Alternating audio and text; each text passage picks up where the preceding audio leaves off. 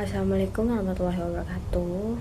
Halo, saya Ferdiani dengan NIM 2348201069. Di video kali ini saya akan menjelaskan tentang penyakit sistem vaskular dan jantung. Penyakit sistem vaskular dan jantung adalah istilah umum yang merujuk pada berbagai kondisi yang memengaruhi jantung dan pembuluh darah. Sistem vaskular adalah jaringan pembuluh darah yang kompleks yang membawa darah ke seluruh tubuh. Jantung adalah organ yang memompa darah melalui sistem ini. Penyakit sistem vaskular dan jantung dapat mempengaruhi tiga, yaitu arteri pembuluh darah yang membawa darah kaya oksigen dari jantung ke seluruh tubuh. Yang kedua adalah vena, pembuluh darah yang membawa darah kembali ke jantung. Yang ketiga adalah jantung, organ yang memompa darah ke seluruh tubuh. Yang pertama adalah aneurisma atau pembuluh darah yang menggelembung. Aneurisma adalah kondisi di mana dinding pembuluh darah melemah dan menggelembung keluar, membentuk katung yang menonjol. Kondisi ini bisa terjadi di berbagai tubuh, tetapi paling sering terjadi di aorta atau pembuluh darah utama yang membawa darah dari jantung ke seluruh tubuh, otak, dan kaki. Penyebab dari aneurisma. Yang pertama adalah penyakit arteri koroner. Penumpukan plak di arteri dapat melemahkan dinding pembuluh darah. Yang kedua adalah tekanan darah tinggi. Tekanan darah tinggi dapat menekan dinding pembuluh darah dan menyebabkan melemah. Yang ketiga adalah trauma. Cedera pada pembuluh darah dapat menyebabkan aneurisma. Yang keempat adalah infeksi, yaitu dapat merusak dinding pembuluh darah dan menyebabkan aneurisma. Yang kelima adalah kelainan genetik. Beberapa orang memiliki kelainan genetik yang membuat mereka lebih rentan terhadap aneurisma. Yang keenam adalah merokok.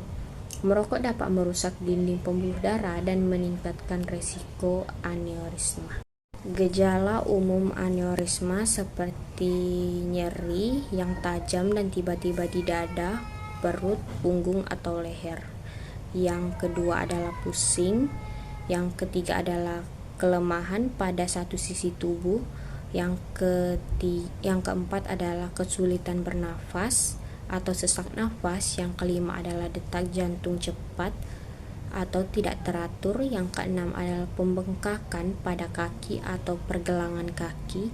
Yang ketujuh adalah demam yang tidak diketahui penyebabnya.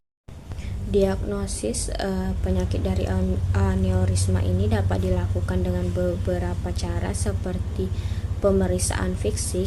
Dokter akan memeriksa tekanan darah, detak jantung, dan mendengarkan suara jantung. Yang kedua adalah pemindahan CT atau pemindahan CT dapat menghasilkan gambar detail dari pembuluh darah. Yang ketiga adalah pemindaian MRI atau pemindahan dapat menghasilkan gambar detail dari pembuluh darah. Yang keempat adalah angiografi atau prosedur yang melibatkan penyisipan kateter ke dalam pembuluh darah untuk menyuntikkan zat kontraks dan mengambil gambar pembuluh darah. Pengobatan aneurisma. Yang pertama adalah pemantauan. Aneurisma yang kecil dapat menunjukkan gejala dapat dipantau secara teratur. Yang kedua adalah operasi. Aneurisma yang besar atau yang menunjukkan gejala dapat diobati dengan operasi untuk memperbaiki atau mengganti bagian pembuluh darah yang rusak. Yang ketiga adalah endovascular repair atau prosedur yang melibatkan penyisipan stent ke dalam aneurisma untuk memperkuat dinding pembuluh darah. Pencegahan aneurisma dapat dilakukan dengan berbagai cara, seperti kontrol tekanan darah, berhenti merokok, makan makanan yang sehat dan rendah lemak dan kolesterol, dan olahraga teratur. Yang kedua adalah serangan jantung atau MI. Serangan jantung atau MI atau ketika aliran darah ke jantung terputus.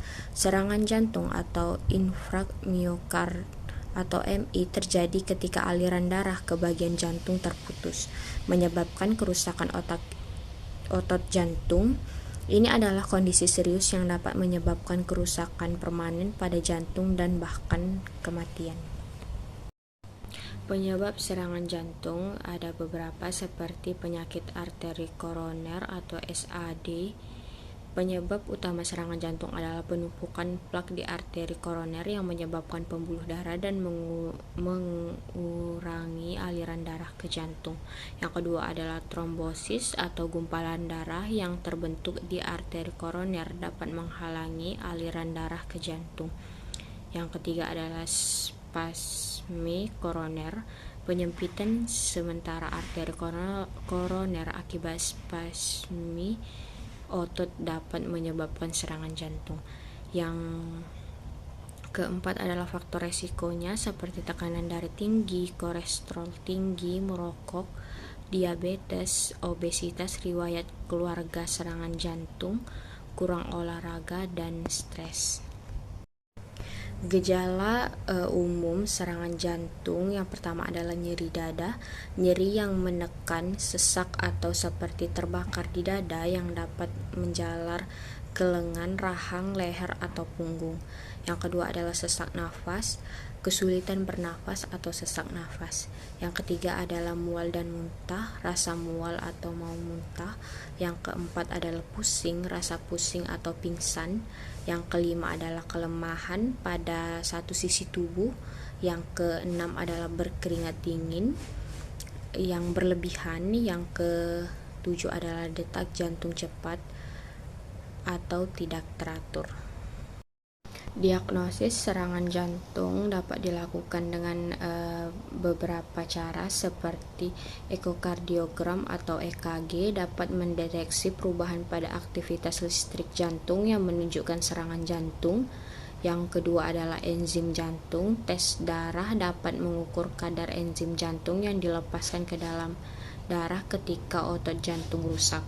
Yang ketiga adalah ekokardiogram, menggunakan gelombang suara untuk menghasilkan gambar jantung dan dapat mendeteksi kerusakan otot jantung. Yang keempat adalah angiografi koroner atau prosedur yang melibatkan penyisipan kateter ke dalam arteri koroner untuk menyuntikkan zat kontraks dan mengambil gambar arteri koroner. Pengobatan serangan jantung yang pertama adalah obat-obatan. Obat-obatan seperti aspirin, nitrat, beta blocker, dan pengencer darah dapat membantu mengurangi nyeri, membuka pembuluh darah, dan mencegah kerusakan lebih lanjut pada jantung. Yang kedua adalah angioplasti atau prosedur yang melibatkan penyisipan balon ke dalam arteri koroner yang tersumbat untuk membuka pembuluh darah. Yang ketiga adalah stent, prosedur yang melibatkan penyisipan tabung kecil atau stent ke dalam arteri koroner yang tersumbat untuk menjaga pembuluh darah tetap terbuka. Yang keempat adalah operasi bypass jantung atau prosedur yang melibatkan penggunaan pembuluh darah dari bagian tubuh lain untuk meminta arteri koroner yang tersumbat. Pencegahan serangan jantung. Yang pertama adalah kontrol tekanan darah, kontrol kolesterol, berhenti merokok, makanan-makanan yang sehat atau rendah lemak dan kolesterol, olahraga teratur, dan kontrol diabetes. Jaga kadar gula darah agar tetap terkontrol dan kelola stres dapat meningkatkan risiko serangan jantung. Aritmia atau gangguan irama jantung. Aritmia adalah istilah umum untuk setiap gangguan irama jantung. Jantung normal berdetak dengan irama yang teratur, tetapi pada aritmia detak jantung bisa terlalu cepat, terlalu lambat, atau tidak teratur. Penyebab dari aritmia ada beberapa seperti penyakit jantung, seperti penyakit jantung koroner, penyakit katup jantung, dan penyakit jantung bawaan. Yang kedua adalah gangguan elektrolit seperti kadar kalium, natrium, atau magnesium yang tidak normal. Yang ketiga adalah obat-obatan. Beberapa obat seperti obat untuk asma, tekanan darah tinggi, dan depresi dapat menyebabkan aritmia. Yang keempat adalah kafein dan alkohol. Konsumsi kafein dan alkohol dapat memicu aritmia. Yang kelima adalah stres. Stres emosional dapat menyebabkan aritmia. Yang keenam adalah merokok. Merokok dapat meningkatkan risiko aritmia. Yang ketujuh adalah penyakit tiroid. Yang kedelapan adalah diabetes. Dan yang kesembilan adalah penyakit paru-paru. Penyakit paru-paru kronis seperti penyakit pada PPOK. Gejala aritmia seperti detak jantung yang cepat, lambat, atau tidak teratur. Yang kedua, dada berdebar. Yang ketiga adalah pusing, lemah, sesak nafas, pingsan, dan nyeri dada. Dan diagnosis aritmia dilakukan dengan beberapa cara seperti elektrokardiogram atau EKG, pemeriksaan yang dapat merekam aktivitas listrik jantung. Yang kedua adalah Holter monitor atau perangkat portabel yang merekam aktivitas listrik jantung selama 24 jam atau lebih. Yang ketiga adalah ekokardiogram, pemeriksaan yang menggunakan gelombang suara untuk menghasilkan gambar jantung. Yang keempat adalah tes stres. Tes yang dilakukan untuk melihat bagaimana jantung bereaksi terhadap aktivitas fisik.